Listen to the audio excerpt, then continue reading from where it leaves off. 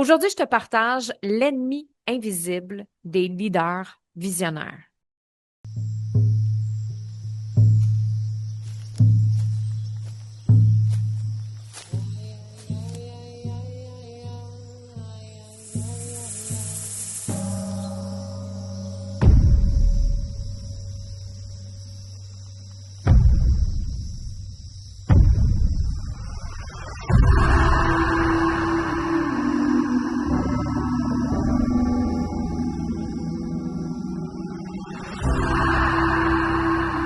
Aujourd'hui, c'est terminé de se taire. T'es pas ici pour plaire, mais pour partager un message, une vérité, une vision pour le monde. Ta voix porte quelque chose de plus grand que toi.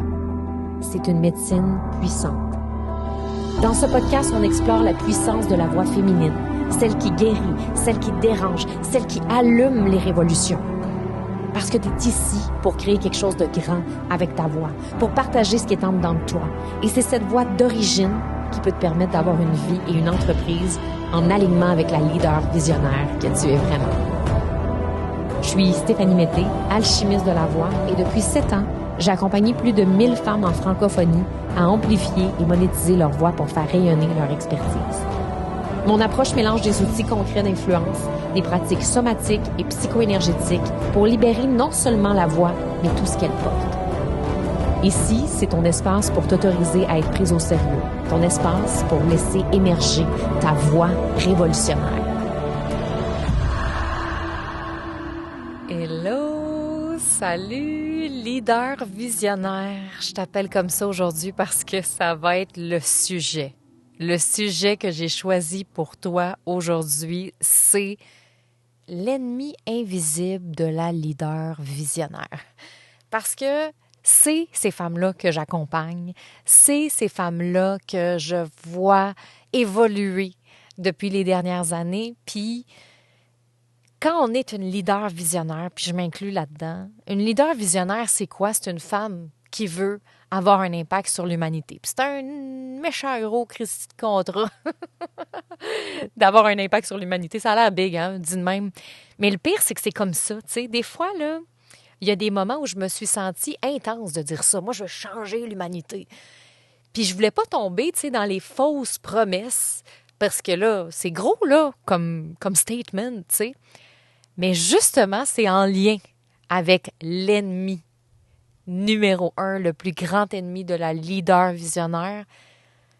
Le fait qu'on sent, comme je viens de te nommer, là, l'impression des fois qu'on est intense, l'impression que c'est trop big, mais le pire, c'est que c'est comme ça qu'on se sent pour vrai à l'intérieur de nous. Colin! Donc, comment est-ce qu'on fait pour être cette leader-là qui inspire, qui impacte, qui crée le changement sans être pogné, emprisonné par cet ennemi-là? Et là, je le sais que t'es comme, c'est qui ton ennemi? Ah ouais, shoot-nous ça. L'ennemi numéro 1 de la leader visionnaire que j'observe chez mes clientes depuis les 7 dernières années, que j'observe particulièrement dans les dernières années parce que j'ai commencé moi-même à être comme ça aussi, c'est la conscience des leaders visionnaires. Les femmes qui veulent aider les autres, les femmes qui veulent avoir de l'impact, sont tellement parfois conscientes et dans la conscience, il y a de l'hypersensibilité.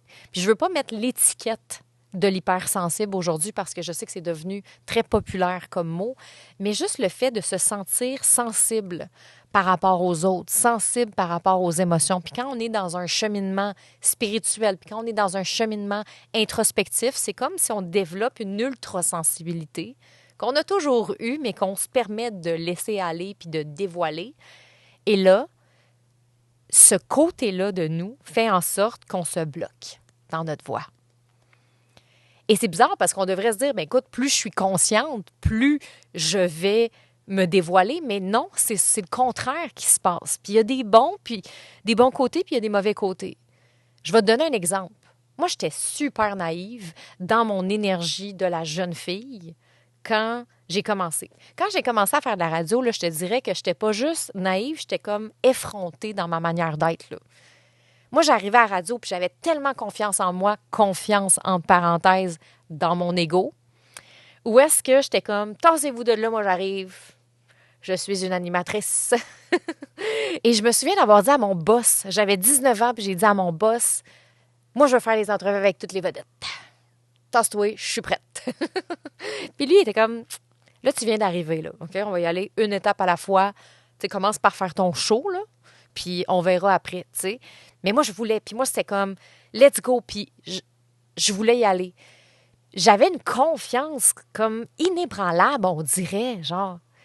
Puis je me souviens d'un autre moment, parce que c'est important que je te parle de plein de moments comme ça, c'est qu'il y a eu un autre moment où est-ce que j'étais assis dans la salle de Martin Latulippe, que tu connais peut-être. C'était l'Académie Zéro Limite. J'étais assis dans la salle, j'étais étudiante. Ça, c'était là, je pense que ça fait 7 ans, justement.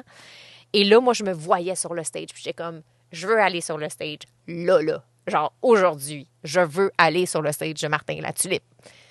Et aujourd'hui, avec du recul, thank God que je suis pas allée tout de suite. Je suis allée, finalement, sur le stage de Martin Latulippe, mais quand j'étais prête à y aller. Mais quand je te dis à être prête, c'est être prête énergétiquement, à être déposée, à être alignée, à être sécurisée dans sa voix. Parce que si j'étais allée, il y a 7 ans, ça n'aurait pas été tant bon, pour vrai, parce que j'avais même pas de message clair à l'époque quand j'ai commencé ma business, tu sais. Puis j'aurais été énervée, puis agitée, puis comme, c'est correct, ça aurait fait partie d'une expérience de vie, puis c'est pas grave, là, si ça avait été ça. Mais c'est que cette naïveté-là, elle est belle, honnêtement. Elle est super belle. Puis comme, j'avais tellement de guts quand j'étais jeune. Et là, plus tu évolues dans ton cheminement introspectif spirituel, plus on dirait que autant que tu es censé lâcher prise, autant que tu t'analyses trop. Tu fais de la suranalyse. Parce que là, tu es consciente de l'impact que tu peux avoir et des gens que tu peux blesser. Et là, tu entres un peu dans une espèce de super contrôle. Ah, c'est le fun en tabarouette, ça. Tu es censé être dans le lâcher-prise parce que tu te connais mieux, puis tu vieillis, puis tu grandis, puis tu évolues, puis c'est le contraire qui se passe. Là, tu es consciente que tes mots ont un impact. Là, tu es consciente que tes mots peuvent blesser. Et c'est ça l'ennemi de la leader. La leader visionnaire, son ennemi, c'est la conscience. Puis plus elle est consciente, bien plus elle peut rentrer un peu dans ce moule-là où est-ce qu'elle est dans l'hyper-contrôle. Parce que là, c'est comme si je réalise aujourd'hui que si on m'invite sur un stage, c'est un privilège. C'est un privilège d'avoir la chance de parler devant des centaines et des centaines de personnes. Quand j'étais plus jeune, je ne le voyais pas comme un privilège. C'était juste un baume pour mon ego. Enfin, je vais avoir un micro. Mais aujourd'hui, pour moi, un micro, c'est un fucking privilège. J'ai la chance d'être invitée devant une salle, donc je veux dire des choses extraordinaires. Donc, l'ennemi de la leader visionnaire, c'est la conscience. Et il y a 3 choses principales qui vont arriver quand on est là-dedans. Et la première chose qu'on fait quand on est cette leader-là consciente et qu'on se met à s'assurer que ce qu'on dit, c'est bon, puis comme je viens de te parler précédemment, c'est qu'on se met à s'auto-censurer pour le bien collectif. De manière inconsciente, on s'auto-censure parce que là, on veut être sûr d'être équitable, on veut être sûr qu'on ne va pas blesser quelqu'un. Puis là, je vais dire ça, mais ça pourrait avoir un impact. Mais je le sais qu'à un moment donné, j'ai blessé quand j'étais plus jeune. Mais là, je ne veux pas blesser cette personne-là. Mais là, mon but, c'est pas d'activer. Mais là, je ne veux pas non plus faire ça. Mais là, c'est ça. C'est que ça marche pas. On est en train de s'auto-censurer. On est en train d'auto-censurer la brute. On est en train d'auto-censurer ce qu'on veut dire parce qu'on a peur de tout d'un coup qu'on dirait quelque chose qui est pas correct. Puis c'est pas parce qu'on a peur de s'exprimer puis de partager. C'est qu'on est consciente de l'impact de nos mots chez les gens. Et on est consciente aussi qu'il y a beaucoup de bruit sur les médias sociaux. Fait que là, on est comme, là, ça, c'est-tu vraiment intéressant si je dis ça? Mais est-ce que les gens ont vraiment besoin d'entendre ça? Et là, on est dans le contrôle. On est soit dans l'excès de ce que j'appelle la voix de la mère, On est en train de tout contrôler ce qu'on veut dire. Ou dans l'excès de la femme sage. La femme sage, là, qui est bien connectée, mais qui se pose bien trop de questions. À gigot, là. Allez, parle. Donc, des fois, c'est ce que je remarque chez certaines de mes clientes, des femmes qui sont hypersensibles, des femmes qui ont à cœur le bien-être des gens, qui ne veulent pas ajouter plus de bruit sur les médias sociaux, qui savent que, Caroline, y en a-tu de la scrap? Il y a un moment donné, là, des chats qui mangent du popcorn, tu sais, on en a vu. Des chats qui mangent du popcorn, on en a vu, tu sais. Fait que c'est assez, là. C'est qu'elles ne veulent pas ajouter plus de bruit. Elles sont conscientes qu'on est hyper stimulés, surstimulés, que nos jeunes, les ados sont en train de développer des problèmes de dépendance avec les cellulaires.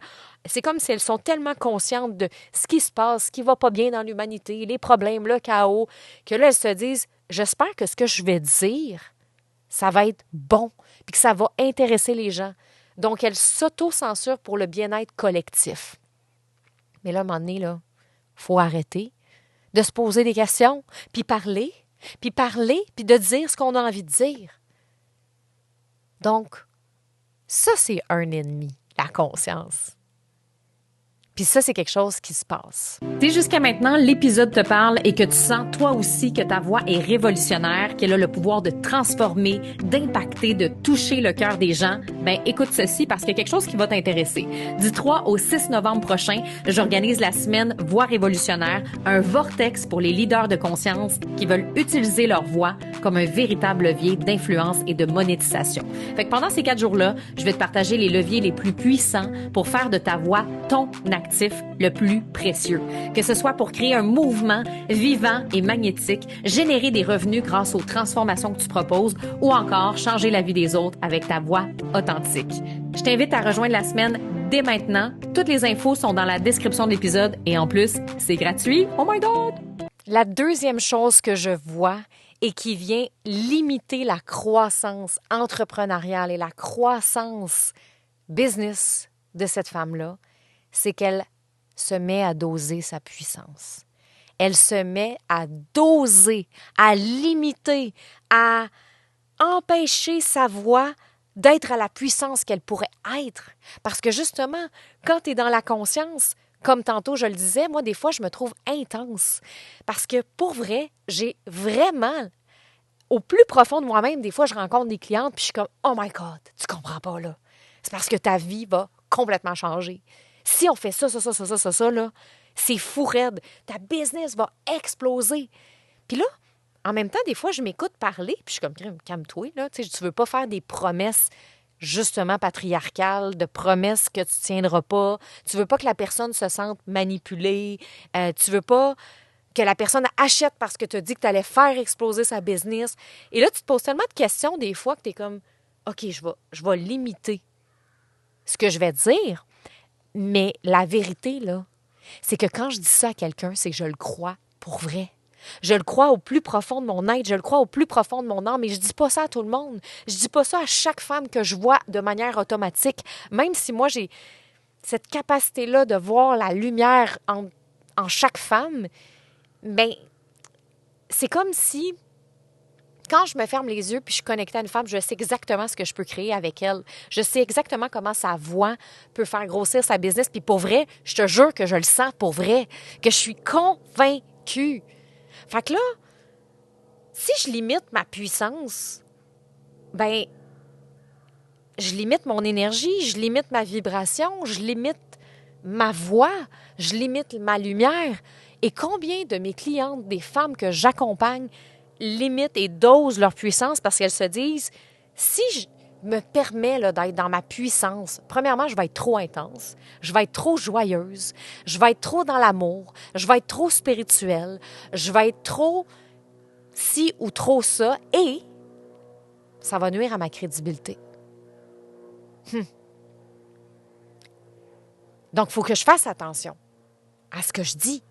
C'est comme si tu te mettais sur le break, là. C'est comme, tu sais, quand tu breaks de façon sec, là, c'est pas bon pour tes freins, là. Mais c'est comme si tu te mettais un frein énergétique. Puis qu'est-ce que ça crée, ça, dans ton corps? Ça crée de la résistance. Parce que automatiquement, que tu te mets ces breaks, t'es pas bien en dedans. Et là, qu'est-ce que ça fait dans ta voix? Ta voix est pas bien non plus. Donc, tu partages des choses, mais c'est pas ça que tu as envie de dire. En même temps, c'est correct aussi de se permettre d'être intense, de se permettre d'être positive as fuck, de se permettre d'être lumineuse comme on l'est, mais d'être capable de nommer à l'autre personne que c'est ce qu'on ressent vraiment, mais que il va falloir qu'elle travaille, il va falloir qu'elle fasse des efforts, que ce n'est pas des promesses en l'air, tu sais, d'être capable d'avoir une nuance dans ses propos. Donc, si moi, là, j'ai une cliente en face de moi, puis je suis comme, oh my God, tu comprends pas ce qu'on va pouvoir créer. C'est fou, si on fait ça, ta business va exploser, je le sais, je le sens. Bon, OK. Je sais que ça peut paraître intense en ce moment, mais sérieusement, c'est comme ça que je me sens quand je me connecte à toi. Mais honnêtement, la vérité, c'est que sur papier, il va falloir qu'on fasse telle stratégie. Est-ce que tu es prête à faire ces stratégies-là? Est-ce que tu es prête à t'exposer à ce point-là? Puis en même temps, même si c'est ce que je ressens pour toi, c'est toi qui vas faire le travail. Toi, est-ce que tu sens que c'est possible de faire exploser ta business? Donc ça, c'est de la nuance. Et c'est comme ça qu'on peut devenir cette leader-là, assumée, visionnaire, sans réprimer sa voix, sans réprimer sa lumière. D'ajouter de la nuance. Parce qu'à un moment donné, je me souviens, un moment donné, je me souviens que je me sentais pris énergétiquement entre la femme vraiment, je suis vraiment convaincue. Des fois, j'ai une femme en face de moi, puis je suis comme, tout va faire 100 000 cette année. Puis elle me regarde, elle est comme, excuse, Steph, c'est parce que je fais même pas 40 000, tu sais. Non, toi, tu vas faire 100 000 cette année. Ou des fois, il y a des femmes que j'accompagne qui sont en voie de leur million, puis je suis comme, tu fais ton million, toi. En même temps, je le crois au plus profond de mon être. Mais en même temps, il faut faire attention parce qu'il y en a beaucoup qui ont été blessés par des fausses promesses sur les médias sociaux. Ça se peut que tu aies déjà pris la formation là, de ce pro-là, marketing, là, Diego avec sa Ferrari qui arrivait, là, avec sa petite paire de jeans, là, avec son petit chandail noir, là, pas bedaine, là, mais bien serré en dessous là, de son pantalon. Puis il arrive avec ses lunettes fumées en Floride, avec sa Ferrari rouge, et là, il dit « Connais-tu la méthode pour faire 10 000 $, les yeux fermés, vivre ta best life? En une semaine, je peux réussir à te fournir une méthode qui va te permettre de faire le salaire annuel que tu faisais dans ta job 9 à 4. Parce qu'aujourd'hui, j'ai ma Ferrari. » Mais ce que tu sais pas de ce gars-là, c'est qu'il est endetté. Et là, tu prends sa formation, puis finalement, tu réalises que c'est de la merde. Puis que ça t'a pas aidé. Et ça, c'est ton système nerveux qui est agité, qui a pris cette formation-là parce que tu cherchais une ressource externe, une formation externe, tu cherchais une solution externe. Solution miracle. Et ça n'a pas fonctionné. Fait que, tu sais, quand tu vois Steph Mété après qui est comme « Oh my God, I believe in you », puis tu sais, comme « J'y crois », là, tu fais comme « OK, attends un peu là, wow ». Je l'ai vécu, moi, cette promesse-là avec Diego Ferrari. Mais l'affaire, c'est que moi, j'y crois pour vrai. Donc, je sentais cette dualité-là interne à l'intérieur de moi. Pour vrai, je crois vraiment ça quand je regarde ma cliente. J'ai vraiment confiance aux femmes, j'ai vraiment ça. Mais comment est-ce que je peux être ça, mais que les femmes ne se sentent pas manipulées ou ne sentent pas qu'elles vont se faire avoir ou ne sentent pas qu'elles vont acheter de la scrap? Je le sais, moi, ce que je vends, puis je suis sûre que tu t'es déjà senti comme ça. Et là, c'est ça qui fait qu'on tamise notre lumière, fait que je ne parlerai plus de ça. Mais c'est ça qui vend, c'est mon intensité, ma puissance, ma lumière. Donc, la nuance peut aider dans ce cas-ci. Et c'est ce que je fais maintenant. Quand je rencontre des gens, des fois, je suis comme « Oh my God! » OK. C'est d'apprendre à jouer avec les différentes voix, les différentes couleurs, les différentes trames sonores qu'on a à l'intérieur de nous. Ça, c'est la deuxième chose. Et la troisième chose, c'est ce que je vois chez des femmes qui ont des missions vraiment fortes, là, qui ont vraiment quelque chose de fort, qui ont une histoire impactante.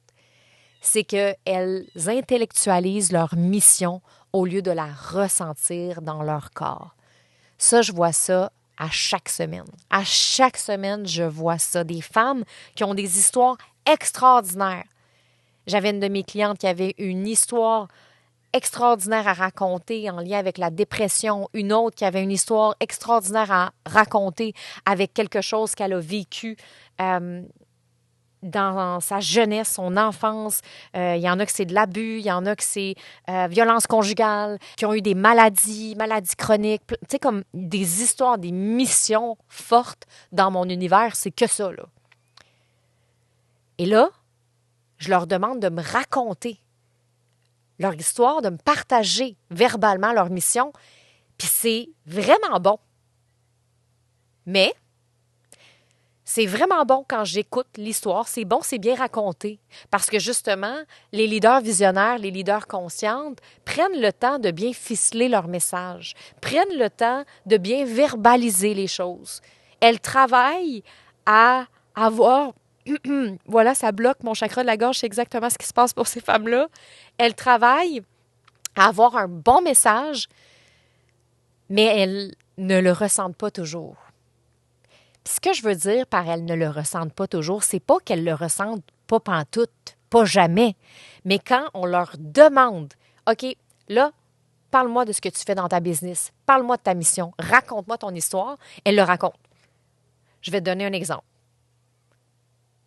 Imagine que je te dis que, moi, j'ai vécu de la violence conjugale quand j'étais jeune, puis ça a été vraiment difficile pour moi de vivre de la violence conjugale quand j'étais jeune, puis même que mon chum, il a failli me noyer à l'époque.